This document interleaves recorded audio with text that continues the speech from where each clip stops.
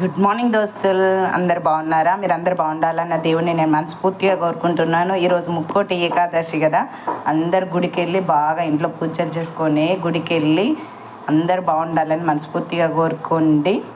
ఈరోజు మీ టిఫిన్ ఏంది? నేనైతే ఇగో ఫంక్షన్ స్టైల్లో చేసే ఉప్మా చేస్తున్నాను. ఇలా ఫంక్షన్ స్టైల్లో ఉప్మా తినని వాళ్ళు కూడా ఫంక్షన్లో తినేస్తారు. మనం ఇగో ఇలా చేసి పెట్టామనుకోండి, ఉప్మా తినని వాళ్ళు కూడా 2-3 ప్లేట్లు తింటారు. చూడుర్రి ప్లేట్ ఎంత కలర్ఫుల్గా కనిపిస్తుందో. ఇక ఇప్పుడు మనం ఉప్మా చేయడం స్టార్ట్ చేద్దాము. ఇయో గిన్నె పెట్టి నూనె పోసిన, ఇయో జీలకర్ర, ఆవాలు, పోపు దినుసులు, శనగపప్పు, మినప్పప్పు, ఇవి కొంచెం లైట్గా ఫ్రై అయిన తర్వాత మనము పల్లీలు వేద్దాం. ఆవాలు చిటపటమన్నాయి దోస్తులు. ఇగో పల్లీలు, పిల్లలకు పల్లీలు అంటే బాగా ఇష్టం, అందులో కొంచెం ఎక్కువ వేసాను.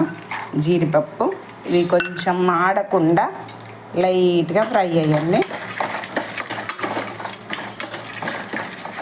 ఇది కావాలంటే మీరు మొత్తం నెయ్యితో కూడా వేసుకోవచ్చు, కాకపోతే ఇక మా పిల్లలు నెయ్యి తినరు, అందుకే ఆయిల్తో వేస్తున్నాను. ఇక వేసిన పల్లీలు, జీడిపప్పు అంతా ఫ్రై అయిపోయినాయి దోస్తులు. ఇగో ఇప్పుడు పచ్చిమిర్చి, మీ కారానికి సరిపడా పచ్చిమిర్చి, ఉల్లిపాయ ముక్కలు, క్యారెట్ ముక్కలు, కరివేపాకు, కొంచెం లైట్గా కొత్తిమీర. మీరు కావాలంటే పచ్చి బఠానీ కూడా వేసుకోవచ్చు, నా దగ్గర లేదు. ఇది కొంచెం ఫ్రై అవ్వాలి. ఫ్రై అయిన తర్వాత అప్పుడు మనం వాటర్ వేసుకుందాం. ఇవి కూరగాయలన్నీ మంచిగా ఫ్రై అయిపోయినాయి. ఇప్పుడు కొంచెం లైట్గా పసుపు, ఉండి లేనట్టు కొద్దిగా వేయండి.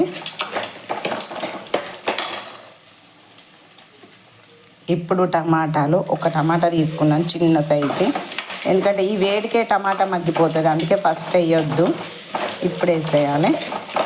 ఇప్పుడు ఇక మన టేస్ట్కి సరిపడా సాల్ట్ వేసుకోవాలి. నేను టేస్ట్కి సరిపడా ఉప్పు వేసి కలిపేసాను. ఇప్పుడు నేను ఈ కప్తో రవ్వ తీసుకుంటున్నాను. ఈ కప్పుతోనే 1 కప్పు రవ్వ పోసామంటే 4 కప్పుల నీళ్లు పోయాలి. అప్పుడే మనకు ఉప్మా అనేది చల్లారిన తర్వాత కూడా స్మూత్గా మృదుగా ఉంటుంది, టేస్ట్గా వస్తుంది.